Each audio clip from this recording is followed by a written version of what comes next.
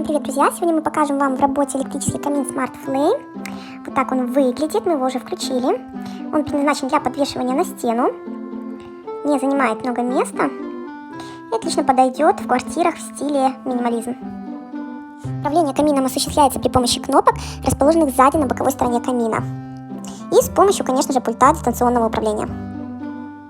Электрокамин может использоваться как в качестве источника тепла, так и в качестве декоративного элемента. Режим без нагрева позволит включать камин даже летом.